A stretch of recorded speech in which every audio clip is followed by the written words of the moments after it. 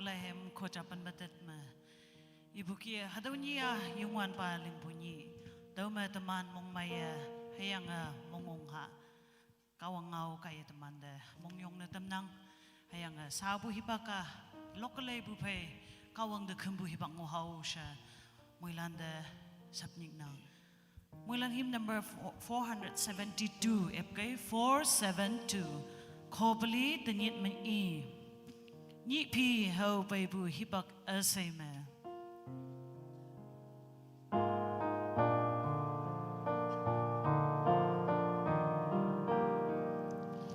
Ni jai hau pai bu hibak asema Tok bu sang shi pai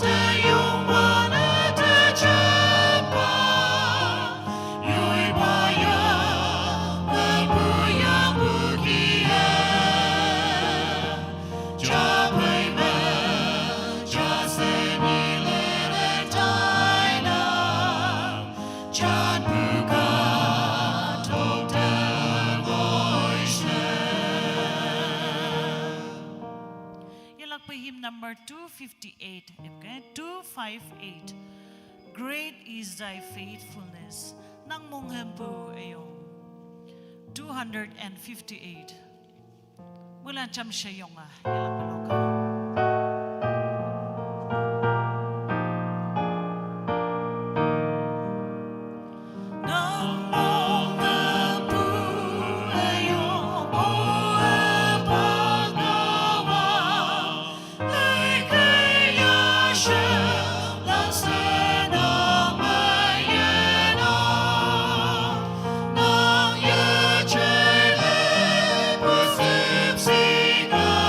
Yeah.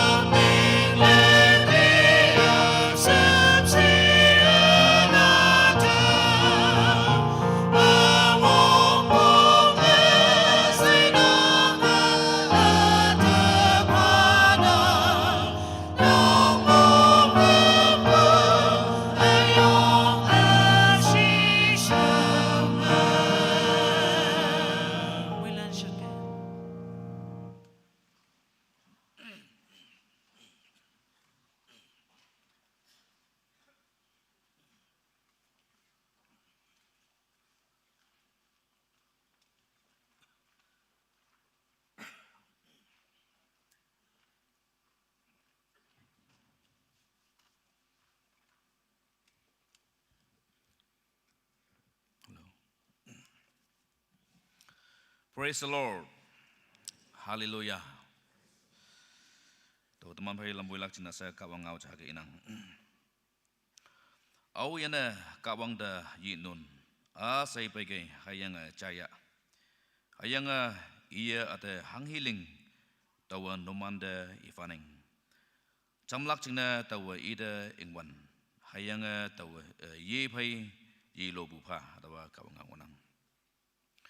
Tahu cinta wang simpa karena pai buat teman pai nyum pam wayang acu yong au sin hatau kawang kemjeng matan baga sot orang ayan namai kawang wang hai ngoi pai tuman dah ke moy man tambu cina kawang dah tuman dah menyong pau sa awang nah tahu tam nangge tinyi taidim saya hadat printed taidim hatau tim yang yanang builak cina saya tahu yang unang ana kawang ngau nyum baya pelak hem lok lanu pai unang tu kai tu solili capim ca sa ke wang tai ba antinya buat tai tim kawang yang sarfan pa yublak cina sa ada masa ko socing numan yang yublak cina sa tongnang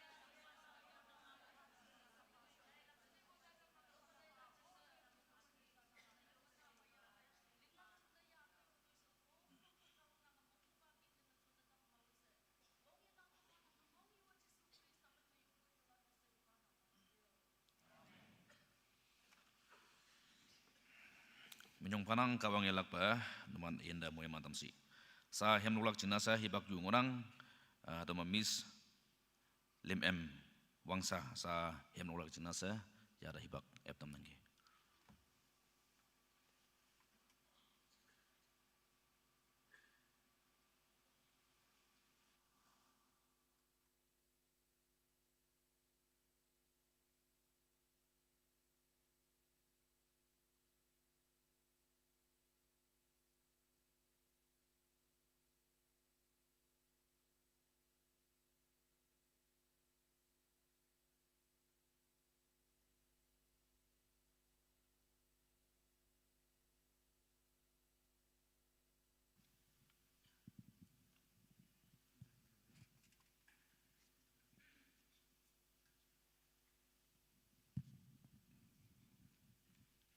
Good morning, everyone. Good morning, everyone. Respected Chairperson, Pastor, and all my Christian members. The title of my song is Trust in You.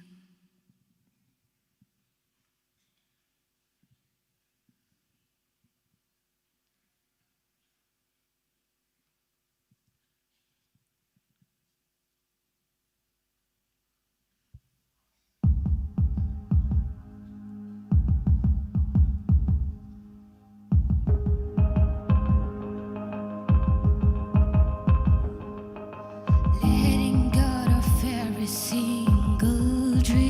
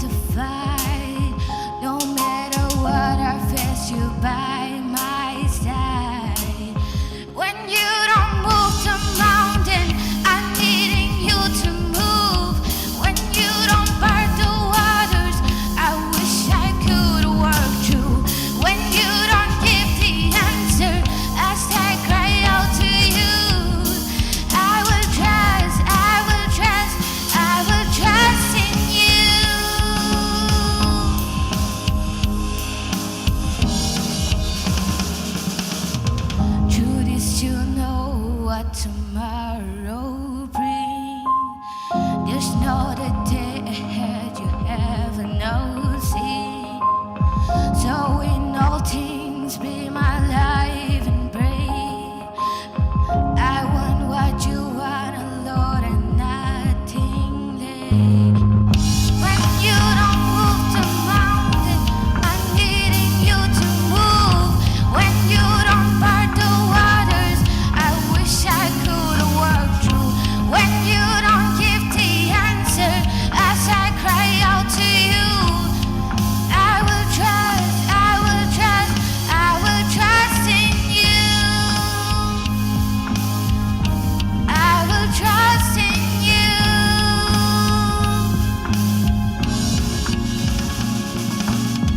You are my strength and comfort. You are my steady hand. You are my firm foundation, the rocks on which I stand. Your ways are always higher. Your plans are always good. There's not a place where I go you'll not already stood. When you don't move the mountain, I'm needing you to move. When you don't part the waters, I wish I could work through. When you don't give the answer, as I cry out to you, I will trust, I will trust, I will trust in you. I will trust in you. I will trust in you.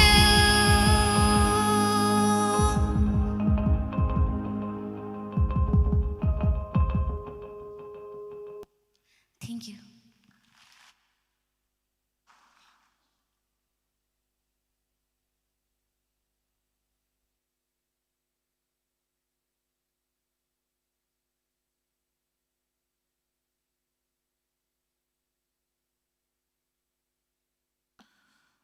Nyai nauda menyong panang kawang ilak pa mohiman tamsi. Sa teman tobu saya lakai tak palan cina yobai kembu hibak yalang unang tau kai nyombar hibak yaptan lagi.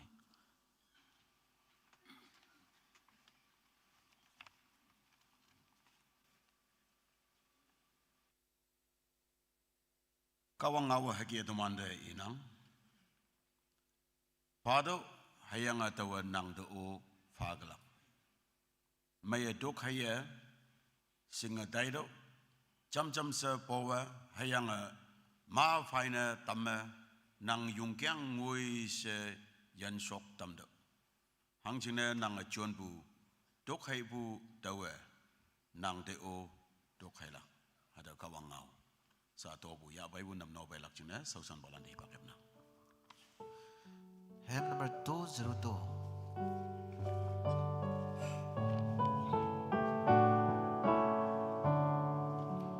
Hãy subscribe cho kênh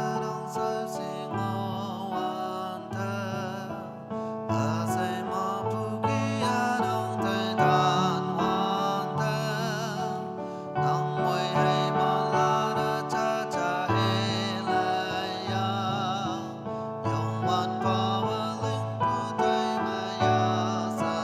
lỡ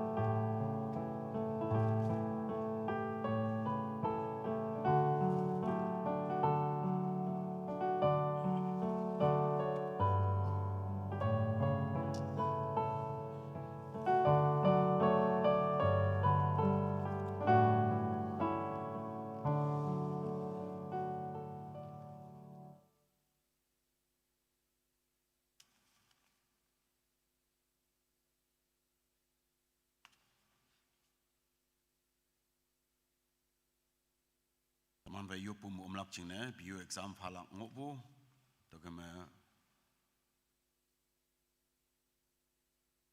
I awang ti konyak I jing na yo pum umpa sibu tobu pa ngonang kawang muhiman anyo Miss Anon former Miss Nagaland Miss Northeast 7 February 2026 Kohimama kandes na menglak yo pum chamba teman kebishim hayim Miss Anon anyo former Miss Nagaland date 7 February ma Miss Northeast the contest menglak yupum omba sibu tobu pa ngona teman pai pajai longching di kon kai da tobu ya pai bu jing dang ma yup lak jena setong na Yopa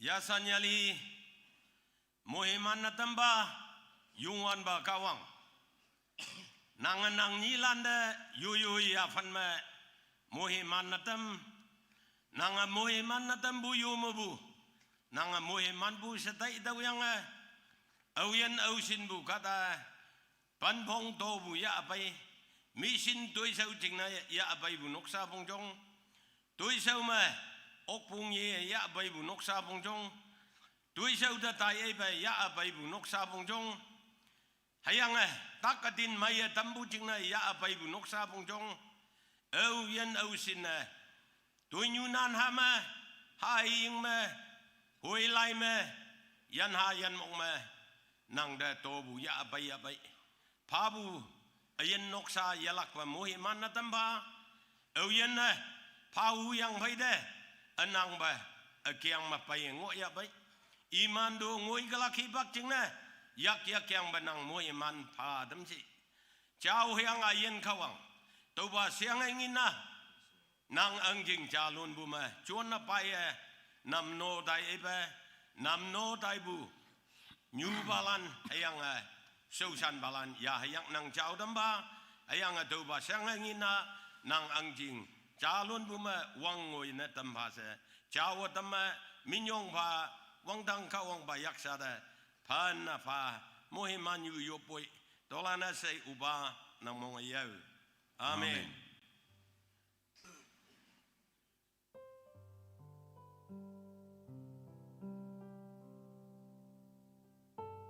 nam nobu sausan balanda anyain kawang muhiman tamsi awian ausina kawang da tobu ya bay dige kawang mubu muhiman taulang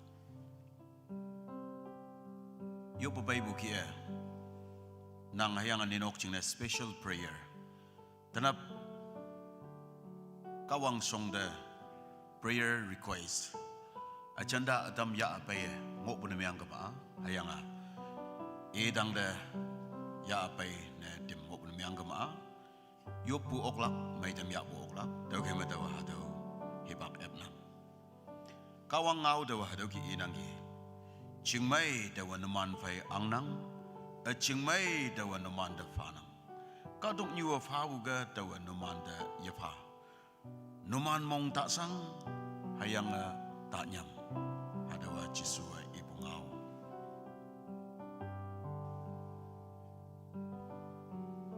tenyi hadaw Jisu Krista amu tamanda hadaw ngau magca inang peace my peace I give you a chingmai daw nang da panang awian ausina hadaw chingmai tanap daw yalakay tanap hadaw Jisu ada palak ada chingmai daw yalak sa tinglak naman yopu mamay dam yapu oklak kadong nyuma chingmai yanang bua hayang ataman mongchang ma chingmai daw bua jajabay simyang bu tak jane myang nang hayang kadong nyu pabu chingmai chingok nang hayang boy hadawa atan jabu jingne hayang ma atanang hayang boy ma yedai bu ba kawang pabu ba chingmai hangi ba eternal unshakable peace hangi chu wan o myang ay opu pan ay opu chingmai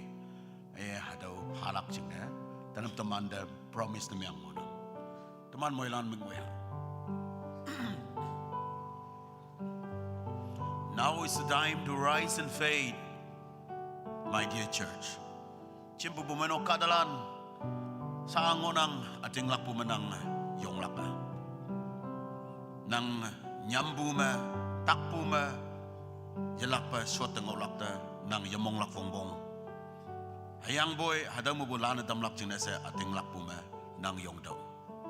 Kawangan nang yung bungi digi. Stand up as a declaration that you believe in His peace is greater than your sickness. His power is stronger than your bondage. And His love deeper than your sorrow. Hangi mong siyang mong miyang. Hangi takay din. Hangi niyang bungo ng i. Tanap, sota nana chingadango. Ating lakpo na miyang gama, ating lakpo yakaya ng yung do. When you stand, you are saying, I refuse to let fear hold me down. Nang yung po na miyang gama. Hataw nyambu hataw takpo Daw yay na yadamlak.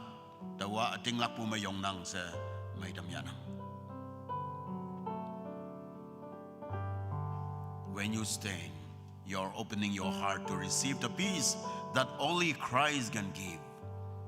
Tanap, nang yung budilepua ng mongchang nang hayang hadaw mongchang ma chingmay hanghiba Krista sa paoklak hadaw chingmay nang yan.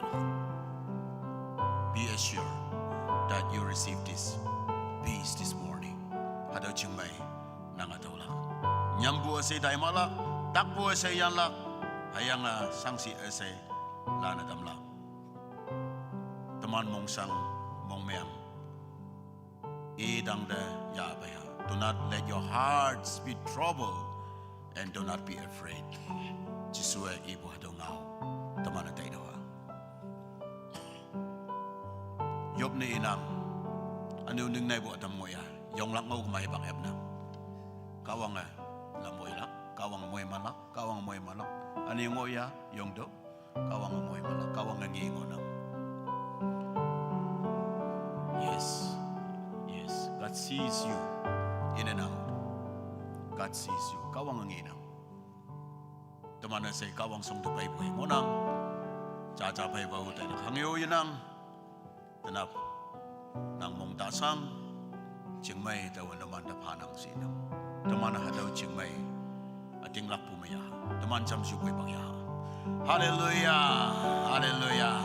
Ikaw ba adaba yongwan ba kawang hanghi chingne se teman mong sangbusi owang dang kawang mong sangbu alam mangonang mong meang bu alam mangonang mong sui bu alam mangonang wang nyak bu yafan mangonang mong hemma bu yafan mangonang nengnay bu ma bu ngonang atau say kawang nangangi yang ye ayang Jisu Krista penlanda ayang nang kadalanda mong dasang dawa naman de chingmay panang kadong yu pabu bagay yichi ayang boy dawa chingmay panang siyang ye hadaw chingmay pabu ba yongwan ba kawang tanap hadaw ba pumainok ma hadaw kebi siyem ma yong yang ngonang payang ngonang owang dang kawang nang yang ngonang nang namenyong faboy.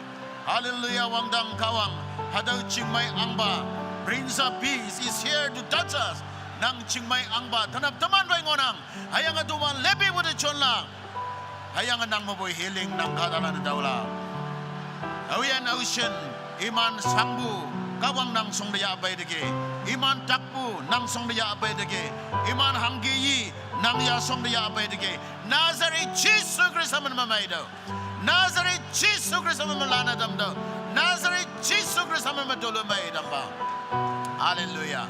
Wang nang achawa kawang nang may nyong boy hayang awian ocean daw malay nya nga payangoy abay aba aha ya achaw kawang nang manma yala payak achona yo batam nang yo wong pong takaden mo wang bu mo bu wong pong say kadalan i yo okpu hadaw say kawang nang song daya bay ngonang Nazareth Jesus Christ man ma nang hadaw brave ones say do nang chondo hayang nang kadalan lana damba wong pong say hibang makaksu moy manadam do hayang wang dang kawang ayan jin so bungoboy nang ayan jin baw damba lilang malak hayang aju amyang mabo nang ayan damba awian ocean dana padaw ba nyuching manyang ngonang ge wang dang kawang nang mabuwong sa nang apado nang mabu tulumay sa nang sundo takay dan bu asay may dambu ba Jesus Christ nang sipsi yakachondo be healed in Jesus name hallelujah nang manma nang sosan bado nang manma nang sosan lakjingna gospel bungaw amay hadaw panapay nyaw lay lakjingna se nyang dambu dangma nang kadalan dangma may damlak ba angan wong sona damnang Nazareth Jesus Christ manma may damlak ba angan wong yudam boy hayang nang kadalan sa alana dampa ayan nausin sa danap yopnok tabay yok pa online malay ngonanggi Nazareth Jesus Christ manma imando sa nang may damlak angan wong fado hayang ningnaya mongsanga mongmayanga ngobu Nazareth Jesus Christ manma hadaw wangyak nang lana damda anyay na ayan nausin pangmachod na lilak yapan ma suicide na mehubu ya hapay ngonanggi Nazareth Jesus Christ manmalana damba hallelujah Jesus Christ manmalana damda hallelujah wangdang kawang nang yakta panapaboy nang manma lana damba hayang kadok nyu pa yokpu singyu nganyu pa yokpu job and blessment pa yokpu mongmay chingmay nang kadalanda saya kay hayang dolumay damba yopnang dolana so banang mongmay yew amen amen praise the Lord kawang minyong pa teman sa yalak pa yopu ja yalak konyak baptis pumanok pang chimabu lai ja bay ngonang hataw lai daw I hawlak to the pastor konyak baptis pumanok kongkem bu pumanok tanyan bu subject 1st February 2026 Sunday ni yoblak ngawmek yanang KBBB mabu jisu kesayang salam ngawlan pumanok asede China damnam 1st February 2026 Sunday ni devotional yopnong ma konyak pumanok lili ma yoppu yaklak yoong bongbong na miyang pu ngawmek adam sonang moilana maya nam noa yoppu yakayo sa nanpyang nam taw masa tomana yoblak ngawmek tawa taw gi dainang number cha Frander Nagaland Territory FNT Chiang Mai hebak lo ngaw Bible saaji high level consultation akamba ngolak chingna New Delhi ma 3 to 5 February 2026 mongma sender mabu lanbay Eastern Weibalan haulak chingna hebak etyang ngonang kawang monggama tau hebak ma sign namyang laksa mongham bufay tanang tau kay hadaw tu hingaw along laye kawang wong bufay semay sa ngawa so oklak chingna kawang da fanafa yoplak ni supa ngawmuk ma tamlo ma kadok yikyang chingna pom phay mopu chiang ma yamay bu chuhewan da luwa yitalak chingna kawang da chingmay wangmay pay dampa sa yoplak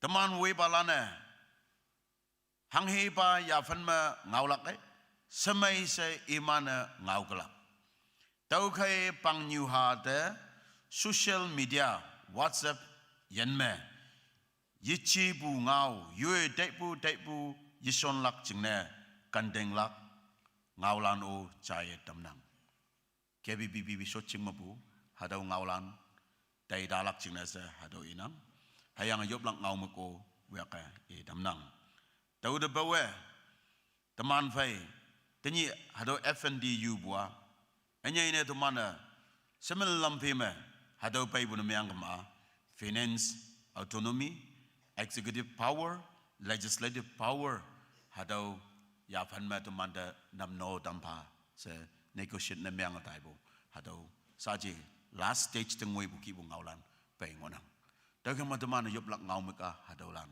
kawang alam apa dampa se yoblak dagam hadaw ngawmuk lanja atuman cham se yupoy pagyahang hallelujah Echao ba da ba yung wan ba kawang tanyi demanda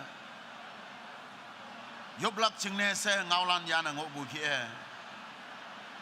khong tip phay ngobu pumainok hayanga pumainok phay ngobu noksalan hayanga tuman hado kadok nyuma chamse chingye nokso wanda country se state tam yang yapan lenga wanglam lambu mailak chingne anuk asuk dungoi semel lampe tamhan bu oklak ya fan ma development tuition ma administration ma nam nobo daman state land ngonang adaw yo man Nagaland no cha hayang Nagaland matuman cham sa ngo opay bu hayang yalak man Nagaland mamungonang hayang boy daman anyay ne FND yubu akyang nyu semel lampe tuition ma tai ching yingoi okpu ya fan ma ngobu ching ne duman ying de dumanan pongchong nam nolak ching ne finance autonomy executive power hayang legislative power you central government pay ngau baibu statehood demand sa hangiba FMD ya fanda ngoya ta de wangdang gawang hadawa samay buba nyui de baye tai ching gandeng ngoya hayang nang kadalan de wongpong nam yang bulam along lai damlak ching ne se tinyi winyu wibalan kembuma anu kasi yaha duling na dadam kawang nang konchong ombong odo central government leadership ayo kawang nang omba state government hayang ENBO leaders lan bayo kawang nang omba hayang kadalan dumana mong buba mango nang bay tumana liang bu yaha bu mango kalak hayang bo wangdang kawang nang taidam pa hangi hadaw nang taidam pa samay galak sa dawa ading lak nang taw kama wangdang kawang nang Yesu buba yamay buba tumanda yapaglak sa ading lakpoy mailak pa sulak pa kaksubu nang kadalan da wongpong na miyang bu lam ebadam pa hadaw dang ma signature pa oglak hadaw yapan da pa oglak kawang nang da konchong yuboy hayang anya ina chathali pa ma chinghai jing pa ma nokhay nok pa ma yikyang chingne chainaw lan pa ma nuhoy tumana hokang wi hing bu mong meyang hing bu hibak fe mangonang tingi hangi ba duman ka dokto hadaw wangyang aniu sa ngonang gi Caye mo bu hadaw wangyang amyang Nazareth Jesus Christ man chang day damnang Christian lan hayang Christian pu may nok lan cha jara amyang Taiwan bu fai kadok nok ching de bu nok pu awang dang ka wang nang hengonang yak chong balan da nying bulan do mana yak chong bu malak daw jing ne se ka wang nang chat so ching de hayang nyadap pu so ching de ka wang nang bu konchong yake ching mai kan dala ye bu fai tuman kadok ching may maang damba yan yiba Jesus Christ ang fanfayup nang ki tolana sopa nang mongay iyo amen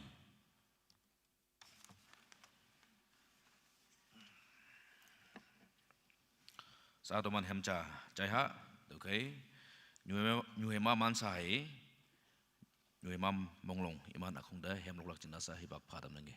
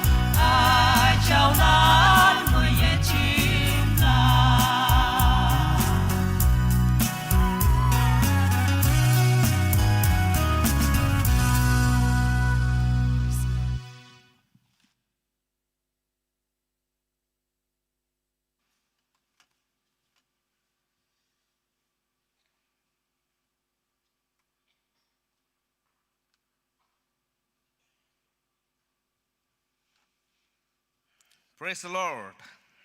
Hallelujah. Hemlok tambu akong da minyong panang kawang yalak pa naman ayan tu iso da yalak pa muhiman tam siyo sa muhiman nga watawi tam nangge sa kemba atau tadim tong unang tu kay kawang ngaw ya pa ilak sina sa niyum pada hibak yap tam nangge.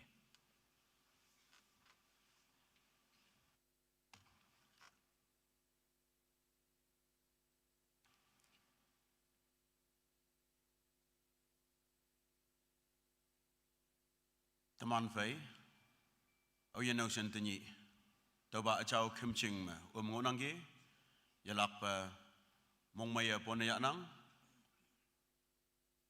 hayang yin balan yoma, Arunachal mabu, pumanok cha, ninu pumanok pai kebisem betaisan lak tin pai bu, imano yalak pa pon ya bu, China dam nang.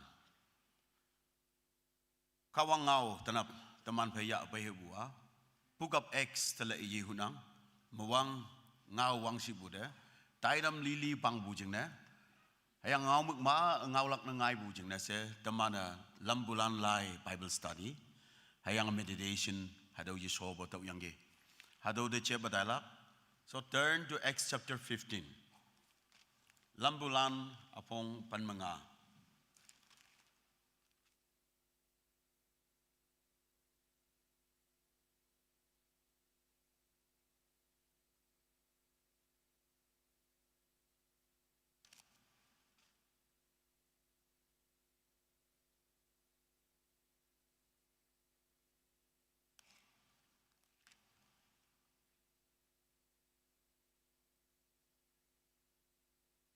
Atau me verse 19 mabu tama cha danguya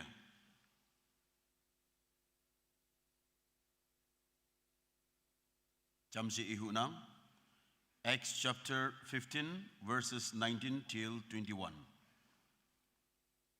Ep songok ma jamme ibu mo hibak mo cha nyilem tau kai tau mong buwa hatau Damana yinhulan yoma kawang tangta lepe yebulan sangna yatamlak. Hayang boy imana longching pisawa nuwa tambu haying mapu. Hayang ayen yichau yisabu mapu.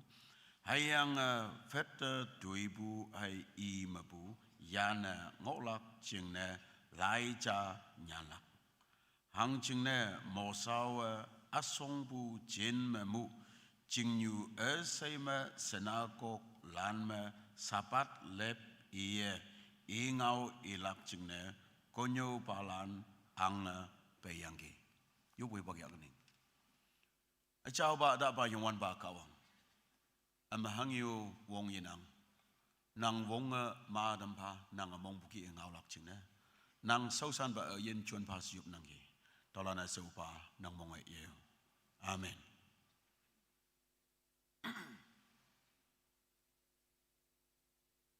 Book of Acts temana chai bai bu lambulan laya alau na yichi hayang bo pungau laidep.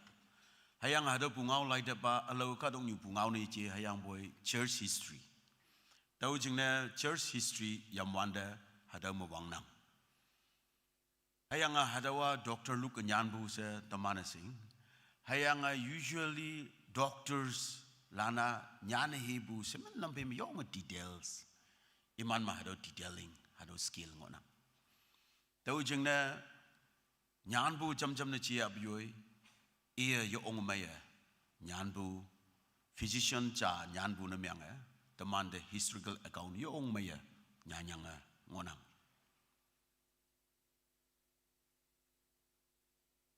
Tau kema hado Acts chapter 15 the lay wanda.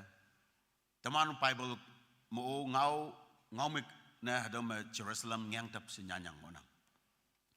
Hayang English Bible hado ma Jerusalem Council sa ngigla. Tau kema pumainok wang atayang pay ma. Awang ba Church Council jimbu ki Council ja jimlak na ngai bu hado jimbua hado Jerusalem Council. Acts chapter 15 mabu hadaw ngonang. Hayang hadaw hangi jingne hangi miktak pi jingne si wande what to say about the Gentiles. kawang ka sewa yin hulan do pa at tuiling atay boyang. Israel yikyang pong kaya sa aji pumanok Paul hay Barnabas lana wang atay boyang. Hama sa aji hadaw yin hulan na yup nok mong do ong kiu. Church member na miyang lak na ngay nang kiu. Ating ba yin hulan jing na right jinang si bude. Hayang Jehudi wang lam ma Israel lan jing na iman chosen people. Leyang bucat jing na sa ngok bude. Tau kaya ma hadaw yin hulan da no hangga sa hanggi bu may laksi. Tau jing na Jerusalem Council jimbung inang.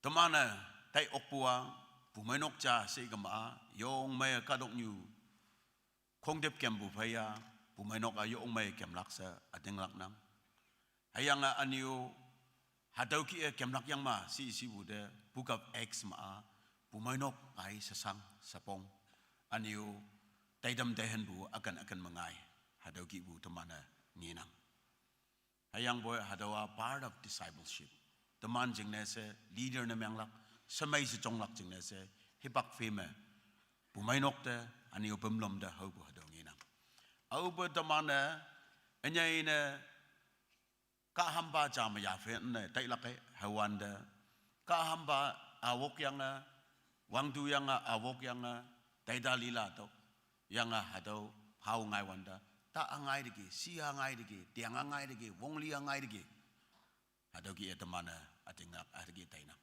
hamay yang hadaw sa ngai bu na yemyang hayang boy ta chong bu phai si chong bu phai wong li man long lem lam bu chong bu phai cham se hipak pheme tau ka ta chong bu na mano siong bu jing ngo nang be iwanda hadaw hing myang bu hingu cham se ta bai noi cha cha ma sa tau su ngai tamana dai bu dai halia phaya hing bai sa lui su ngai tau khema tamana dai bu yak ting ta sa si sa ye che ba tau bai cham se hingu mai ngai bu tamana mix so manina likewise growth brings challenges to church pumenok hadaw ki cha lon ne si wanda ka mai bu nyem wang bu de hing anyo ong bu ki hing myang bu ki pumenok chong bu kan ma sapnyik bu hay haunang hayang hadaw ki haunang tau khama tni hadaw ma hau bu sapnyik bu Gentiles entering the church yin hulan hanga khumjing da onglak church member na myang lak hadaw kushin ngonang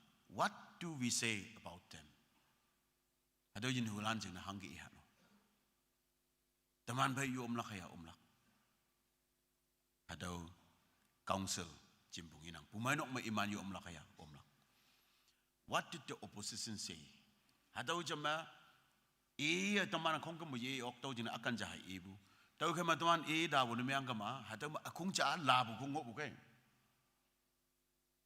konyo bu pola yang Barnabas lana konyo ngolay bu hayang Antioch me hayang Syria me jamba me yinhu churches lan me pumanok cha lon na dai bu de konyo ngolay bu tui show de labu akungo ngoyang ge hama hadaw labu kunga hangi ibu si unless you are circumcised according to Moses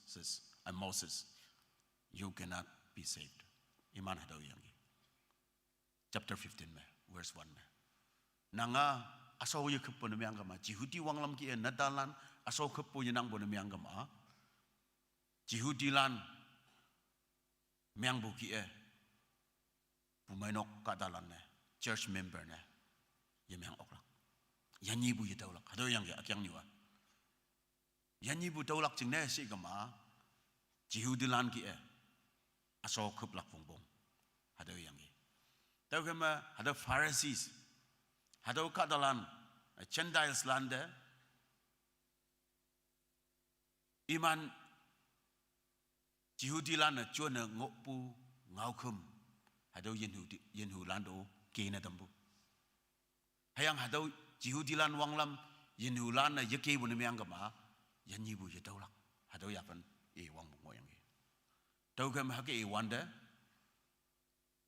pumainok mop ngai bu hadaw inang they confuse salvation by grace with salvation by works Hadau kan hamba yanyi bua cacang ca halak yang ma cacang ca taulak se tai bude hamba alam jauh temana leng nengai bua sokup nengai bua ka tao alam ja leng nengai bua saklak nengai bua jihudi wang lam hengya lang nengai bua awang na jihudi ne meang gam naksi hama bu menok member ne meang lak hadau ki bu yanyi bu taulak jeng na awang na jihudi ne meang lak hadau ki bu iman de mong ning nei bu pai dam yang ge kata adama nang de hingau pawan de hadau hingau melep de do hingau pa bu ma cacang ca pa nang hayang au ba cacang ca hingau pa ya ba hayang boy hadau hingau pa bu ba hayang boy hadau wrapping paper hingau da hang he ba luom yang lop yang ngo ya ba hadau lop pu jing ngina phalak bong bong hadau yo pa ka ma nang hingau ya tau lak siu nu yang ka ba hama hadau hang ye hingau. It's not free at all. Tahu jalia, jihudi ne meang kamanak si anu janji buat tahu lah. Si wanda, hama cacang cabu si hayang boy cacang cabu plus anu kak tahu saklak mo buat jihudi wang lam. Hadau yafan burden ne meang atambo hadau ngina. What did the church say? Hama hangi pumainok ka chan ibu si. Antioch Church did not ignore the problem. Antioch Church ma hadau ngayang ge hayang hadau iman mingoya. Sejak hayang boy di Saint Paul and Barnabas to Jerusalem for clarity. Iman ba mangungunga nga yiji boy hanggi hano se iyang jihudilan iman ibu ki sokop yang anak si inhulano church member ni ya se hayang hadawa haka mo ba jangaw la kaya se haga yete hayang boy iman harus seriously hayang ge Paul hayang Barnabas ni Jerusalem da hadaw ngau tonglak jingna se sunbunginang. Dan yo KBCM cia, Alo Church cia, hang sinne pumanok amai ne se temana ngonang, hadau lan mo hegi bu konflik hibak fema ngai nang. Hayang boy temana respond nem yang lakpai, passively yucibe temana positively temana respond nem yang lak ngonang. Think of family with leaking roof. Temana yau nok mongok bulan, ane utinji ngani RCC leng yang akan melik no yang nangge. Yanok wedo yanok mo lik na miyang nangge so ko when you nok o lik na miyang ngebu ani u teman yup nok soy ko achinga join na miyang bukan lik na miyang ngonang ninok lano akan toki ngono hadau ignore na miyang gamahangge mingoya sila kaya hayang hadau gi mingoya si gama why ong buba yalak it ruins the house pumanok tuini chia yoy nok sa pongjong tuini chia why ong bu yelai bengok na miyang gama hadau sabu tinga meang malak nok meang lak tau kame Antioch pumanok ma hadau issue ngai wang wanda imana mengoya si jibe hadau repair meang pumailak lengayi pumailak se imana maidam ya yang gi tau kame auba tomana pumanok ma sabu kia sokap lak bongbong se kang Jihudi ngau kem bau dam buki bau dam wanda pumainoka akung ni na tamlak ya panda pai galak jampakung sehagi bu division ngai wanda churches must seek wise counsel and biblical solution pumainok cha yong konjong pai tai na ngai na yo pokem bu pai bible de la yang bible hangi inangi hama tau gan the solution de pai lang onang kada opinion ma yichibe bible mabu solution to mana yamlak Paul hayang Barnabas lana iman hangi experience miang busi. Iman ibwa lay. Tomano ngi buja, tomano konyo ngolay buda yinhulan iman monglip. Anu monglip pay do buda yaha acaw tuiling hadawa ngi. Iman mo himang mang nangbu. Hida dai nangbu, yaha tuiling nangbu. Hadawa experience hadawa ngayang ngi. Kadalan may chaylay bu ngot nangay mong may nangay Christian na miang bu ma. Conversions bringing joy hadaw ngot nanggi hadaw proof iman ma experience hadaw jeng inang hayang verse 7 to 9 malay when mayang ma Peter testifies God gave Gentiles the Holy Spirit hadaw ibu kawanga yinhulando yaha ajaw son nangay son bu daw ngigi jama tuling man ikonya wanda yaha tuling bu hadaw jeng experience hadaw tamhan bung inang hayang boy experience confirm God's grace at work of course a young boy had experience shouldn't be the authority, final authority to judge. confirm what God is doing. It can be used to confirm what God is doing. Hangi kawang teman bay tuiling nangge hadau tu show jingnai se teman experience hadau chon ok dau bay tu lain ok. Ayang a testimony kaya teman sing ok pu iman ayen chelai bu kaya ating ba ma gospel ating ba bungau amai iman ya yang buyang se sing ok pu hadau ngila. Hadau jingnai teman chon la. What did the Bible say? Say experience hama yalak pa Bible hama hangi inangi si pau ilang na a Peter ibu ma yalak pa hadu Jerusalem Council ma James yung yangi. James prepared Peter's testimony with the prophets. Hadu de chana ibu a verse 16, 18 hadu ma ngina. Tau kama over James Peter hadu mopu Jerusalem Council ma hadu yung yang short tayang pa ma anu James chairperson kantak na imyang buka Jerusalem Council me. Si yang hado James one of the apostles na yijiba the book of James nyan buba.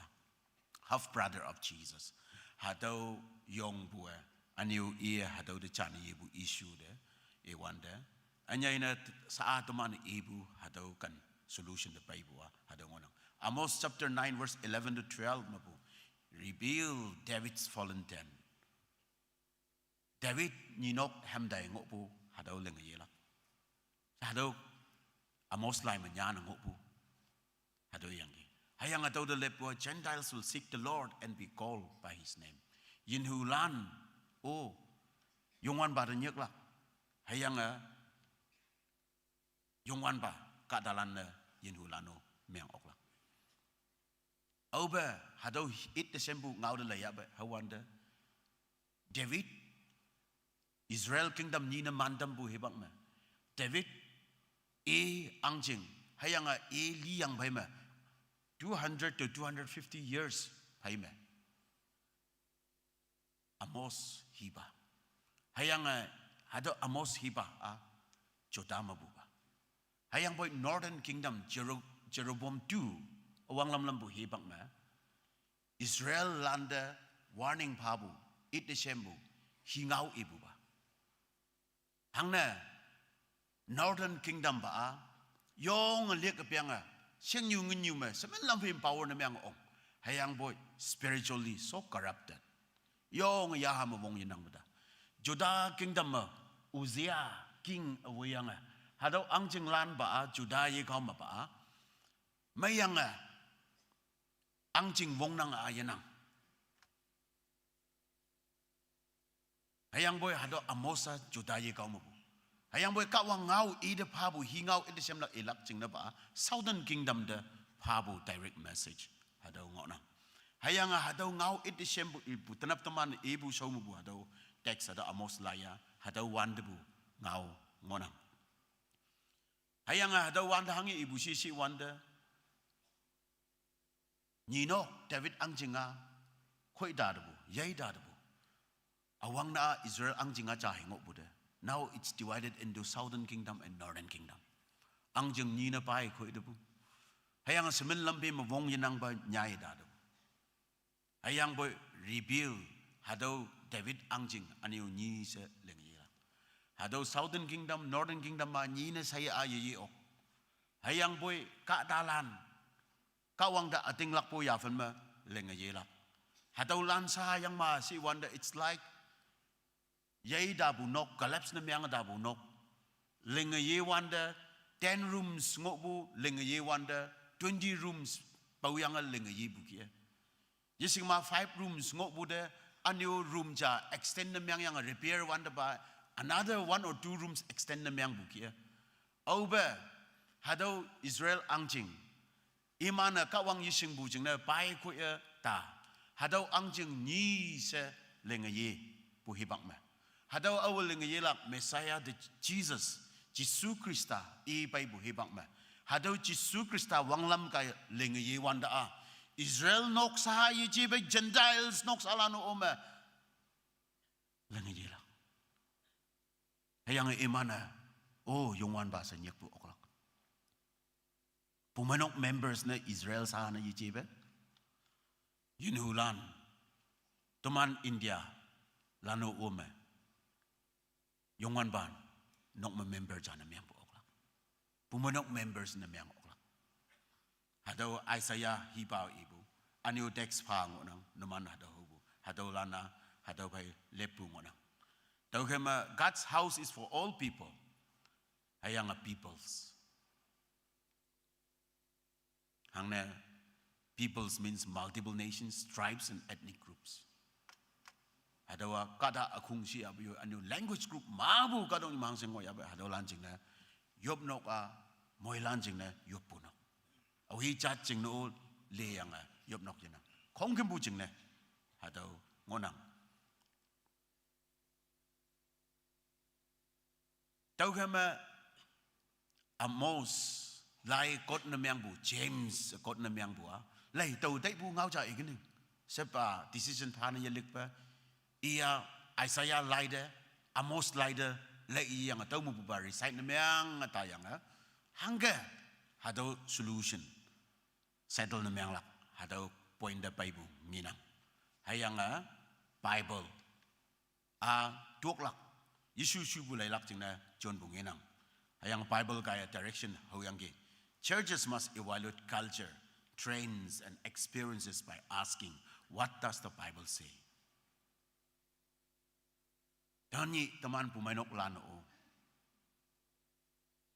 teman mo o culture ngo nang kadong nyu ya apay bu wanglam hangay tinyingani hangay fashion kem nangki hangay tuwi hingaw kem nangki hadaw inang hayang nang experience you experiences ma ngo nang lay tawo ha ka mang nangki tawo ha ka ngi nangki ado ha ka tay boy tawo ha ka tay boy hadaw experience ma bu tamhan la hayang boy taw kong kempu ya apay yang Hama what does the Bible say?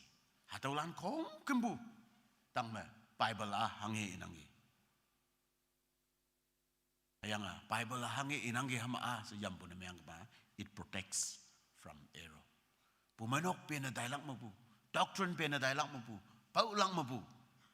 Bible hangi inangi sigama hataw tinadam nang. Miyang lak mo po yan nang, paulang mo po yan nang. What did the leaders say? James we should not cause difficulties for Gentiles who turn to God. Verse 19.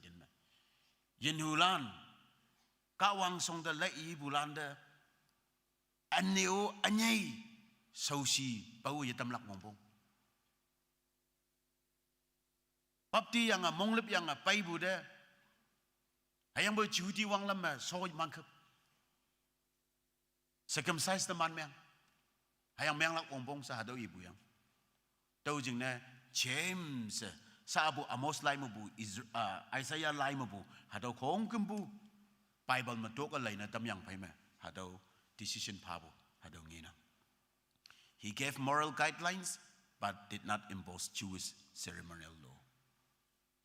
Muang data ko muang makem bu alak kay fongay ngambu mo bu alak to anyo ha aying wanda yikan yiting ba kushi jajara yisi be tau ha ying bulak tu no mana iya bu wanglam jihudilan wanglam ngonang hayang bu yenhulan no mana iya ha bu wanglam ngonang naga ka dalan koi mai ha wanda India ka dalan koi mai ya nagalan ka dalan atam bu ya ha bu de atam bu ha tau jing na konyak yop nok konyak jubli me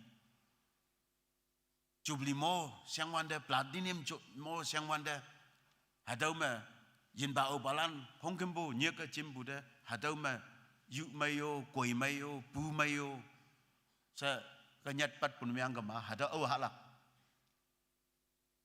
hadaw nu bulana ya pai kala lebu jam hadaw ki bu tau jing na ha ying hang na nyat pu manok chat ni lim kong kam nyat pun miang kama cha de respect honor na miang bu pai ha ying mo kandeng lak jing na se hadaw iyang gi hayang boy jihudi wanglam sokep bu ya lak bongbong sapa hadaw yi hadaw ba yi jibe hangi bau bu pen bu ka da nyu ngok wanglam ting yi lak yemai bu mong de kem bu wanglam ngoya ba hadaw ba hai ting yi lak ja ba hayang boy konyak wanglam kai ma hu du do jagu ma sida du do sida ma no haki bu ki bu impose na miang bu hadaw wanglam yang mana James sapabu decision me hado inganang. Hayang salvation is by grace, holiness is a response. Hangiba yandam bungoy abe hado kawang sipsi kaya. Tau kay me ka ta anyo sokap bu kaya. Salvation tau lak jeng neba yici. Tau lai mihi yanyibu tau bu nemiang kama yanyibu tau bu sipsi tau bu ka dama ima nyungo wanglam jauh sabu me jani yibu ngona. Nyungo wanglam jauh lak ha ying ma jauh lak. Ado iyang ki. Tau kay me siyong mo jeng mo teman leaders ngonang. Ating lak po lam malay wana noksa mo tumana leaders ngoklak. Pumanok ma leaders ngoklak, pangjem ma leaders ngoklak. We must remove unnecessary barriers to faith while upholding God's call to holiness. Christian kadalan teman caw ngoklak, pumanok kadalan caw ngoklak temana Christian noksa aja. Si iyang wong lak caw ngonang. Acaw ba ngoklak jeng na. Hadaw acaw ba mengolak. Christian noksa amay na menglak sa temana heka ating lak wong nanga heka taik bua Yesu buna aja susi buda heka wong wanda unnecessary barriers.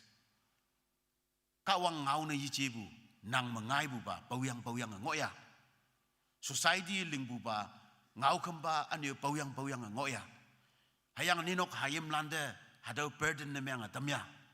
Teman church members landa hadau hangge ke tampu ngoya. Sokap kay se kangbu ngoya. Yanyi bu taulak jeng ne.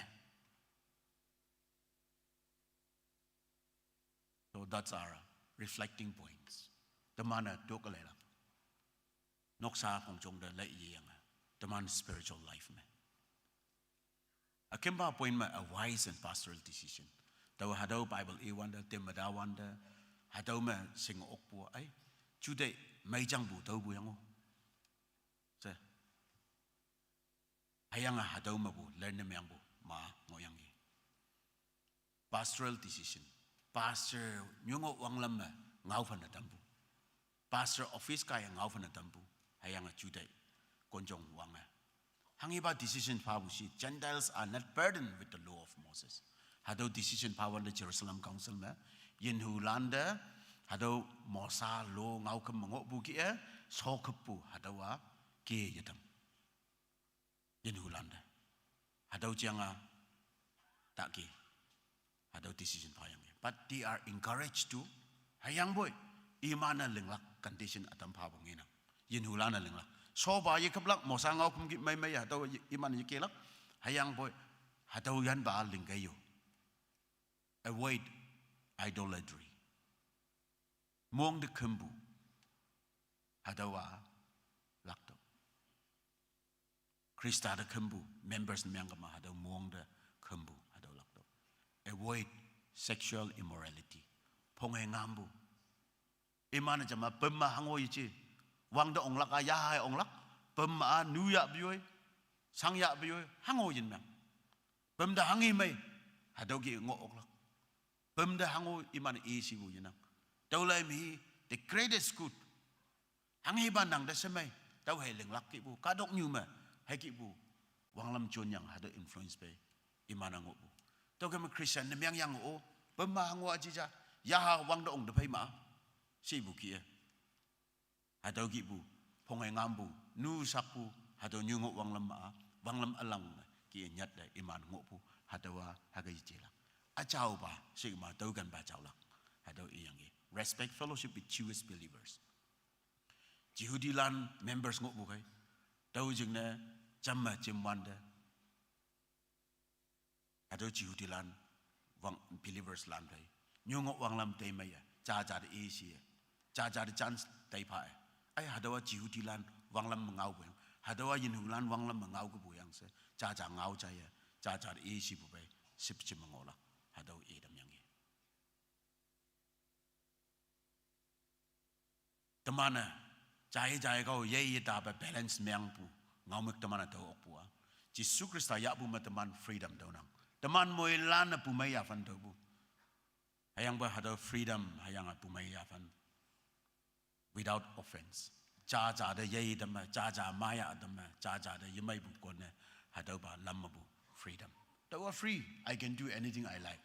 Sabayichi.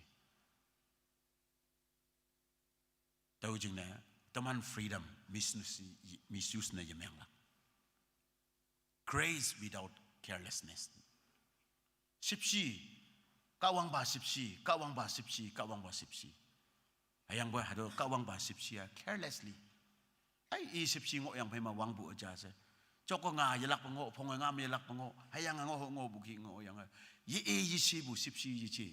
Hayang boy it's a costly grace inesi gema. Hado sipsi hangsin pay wan bu. Teman no ba win bu ba, teman ling bu ba. Teman na ngin payang sakpu wan bu jang ibu ye. Hayang boy Jisu Krista ayen Calvary dangbem panababu. Hado sipsi. Hama hado sipsi jeng hang na pen na teman John laksi. Ngauding kan tapay lak kan hado ngonong. The church remove unnecessary burdens. Pumainok jaa unnecessary burdens. Bongbong na mayang yichibu hangki ma ke dambu. Ngau ka ma lenga dambu hado yan ki buwa panwenyanga. Members landa, Jihudi landa, Yisigama Yinhu landa. Term condition ma ke dambu hado yan ki bu unnecessary ni myang bukana remove ni myang damyanga. But preserve holiness and unity. Hayang boy pumainok chow anglak hayang sipsa anglak. Hado win bukai si yang pumanok ni na yitam lang. Tau ba ang ngau kam kakma ang yang pumanok ni na yitam lang. Hayang boy kawang ngau na yichibu. Man-made burdens are unnecessary na miyang gama hado remove na miyang buok lang. Hayang boy hado remove na miyang bu si yang winbu sa iyang ngau kam panbu si iyang hadaw ngau kam chailay bu ja si yang hadaw pulpit hadaw kumjing yop nok nang pumanok oh bu nu ne yatang lang achaw nyu jing na tan ang lang hayang hadaw chaw bu ande ni na tambu yang se pumanok ni ne yatam lang jana ngo lang unity. Jerusalem Council hadaw situation faced na yang and they could overcome that. Imando overcome na yang. Awang ba church leaders lang. Apostles lang. Awang ba Christian. Hayang a church council lang. Tawjing na, salvation is by grace alone. Yanyi buwa sipsibu. Chasing ay. Sokapu. Isig mataman. Alam ja. O chiling yang. Taw pa isa yichi. Hayang boy. Awhi ching na chiya bo. Jisu Krista yapu. Iwang lamay. Wongpong. Hadaw sipsi. No culture, rule, and tradition can save. Au hi buzum wanglam, ngaukum is my tradition. Hagachona Bible kaise, taukai, yan na oklak se, tanap taman ibu lai matawinam. Conflict is not sin, mishandling it is. No, even anger is not sin. Maya couple atampay counseling sort ngoyangi. We talk about what anger, how to manage anger. What is anger, right? Anger itself is not a sin. But what matters is how you handle it. Hangga hadaw mong siya handle na miyang ay. Kada na miyang the normal person gets angry. If you are abnormal, you will not be angry at all. You all know what is right and wrong. Ama right and wrong, hango yising buka tada jagi ngau ya boy. Hanghe mong dataklak, mong aja miyang lakta. Hayang boy, the normal people get angry. And we get angry sometimes because we are all normal. Praise God, right? Hayang boy hado anger, mong si pa hangga handle na miyang ay. Hangga John ay. Did it go out of your hand? Hado mong si ngay bo, nok su niya ay. Divorce na miyang ngay ay. Jay now ba yan niya ay. Tui miyang ya ay. Kadada maya atam ya ay. In the same way, conflict. Today, opinion class na miyang bo. Tau ngau ja ay nang ngau ja ay. Hataw iya yicham. Hayang bo yicham bo. Opinions ni jam kem. Ngay bo. Tau jade nang jade. Hataw conflict anu na yichi. Hayang bo hataw conflict situation ba. Tumi hangga handle na miyang bo si. Hatau kan ma teman mopa, hatau kan ma yakiwa teman tamha si kema anua tau kan mengainang. Revenge ya bukan mengainang. Mongmeng bukan mengainang. Amyang yewen bukan mengainang. Understand na yemyang bukan mengainang. Dokte bukan mengainang. God can use conflict to bring clarity. Ngungu nga abong yetau bungok tau demop. Aniu kata cedok bu ma si yang ngau si bu. Hayang iman ya fan ma jihutilan sokep buki jenda islano sokep lak hamanaksi pumanok member no myang lak tenyi Kristen myang yang si ibu ayo onga subu ki ngau ta. Hayang boy jihudilan bol hayang panabas avo ibu iman kung kongkempu ta hadau ngawa Yesu. Tau kema mo ba ohiba suya ba mo bango clarity picture je tau ba ngai bu hadau konflik. Hadau konflik chan tau meang. Hadau konflik mo chop ngai bu hadau ngai bu kaya. Hama hadau ngau ke mamelak yang se Jerusalem Council Chim. Jerusalem Council Chim dok buda clear picture tau yang ge. Scripture must guide our decisions. Feelings may change, but God's word stands firm. Tenyi tau tai bu chai la, ngani nang mong bu chai la, hadau ma decision ya apan ok. Hayang bo hadau nang tai bu ngani u chai le da la, tau tai bu ngani u chai le da no. Hayang nang chai le da wan da, tenyi nang ngau pan ya bo Yesu ya ngok la. Nang chu dei o chai le da yang bai da ngani a. Hayang bo nang chu dei man chai le wan da pan bu ngau pan kai tenyi a. Hayang hadau ngau pan na pau no. But God's word stands firm. Kawang ngawalin niya tayo lang. Tuman chuday chaylay kiam buki Chuday chaylay buki kawang ngawa ongong ye jeng orang. Tahu jena kawang ngaw. Makait na yang decision habu Jerusalem Council ngai nang. Sebasalak jena sa enanyay bu yong bongbong hayang Jerusalem Council me leaders lan sebicim yang yong enanyay bu pay caca ngaw chay yang imana hado decision amay ya ok yang ge. Hayang hado macaya na teman mo pujopum tau kema mission tu jam tak lengo pumanok o jam tak ge church planting jeng tak tapang tak ya ge hado tu ja lengbu hado mnohe halan sen mo pujopu ya bay kema ase issue ma iman yana. Hayang ba hado mission iman issue handle na yang may ngau yang Jerusalem Council ya bay ya. Yung clear pumanok cha hangga kemla hado apong tau yang the mission continue till today. Tenji ngoya kawang mission kemna. Kawang ngau chai bo say de muhiman.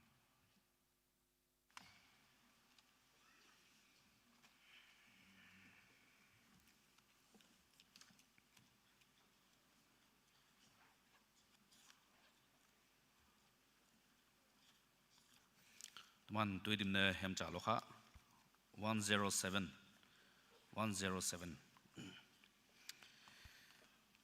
Nyumar menyong panang nyena tenyi to busai jembu hatau takpalan cingna nam no tampu na tau tok tak kawang ngau yong mai ka ya pai bu cina menyong panang kawang yalak pa moi mantam sio se hatau ngau itam nangge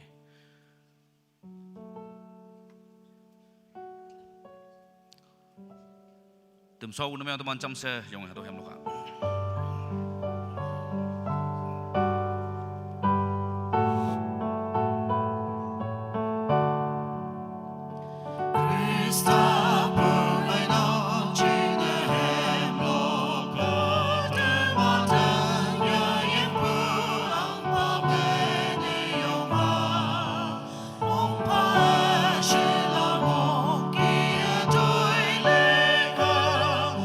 Deep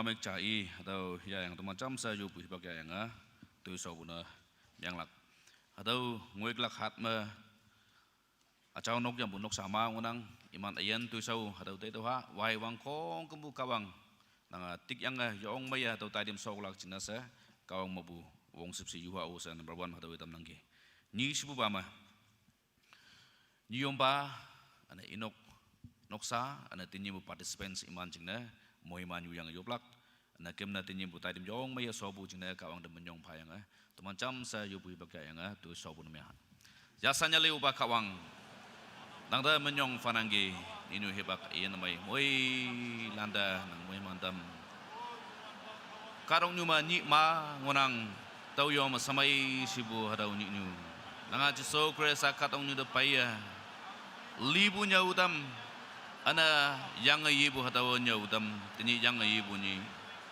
uba kawang ni cha tumanu lilak hayang buyui nang da ateng lak pulan nang ya pulan imana yalak ba tanya nang song da payang yong maya lua nang mai bucang tu mana caya yang kita nama nyong pabuai anya ino ba ngau tambu nang nyom ba iyan ino noksa da yalak pa nang moi mantam si nanya na tau hat pama tu maling lak tu soma ngonangge acau nok yamlak noksa katalan ma ngonang ba imana timbu sama lampe mo ba nang lamoy yang nok puna nang may yang banghay ngubi pay nang mohiman tamsi.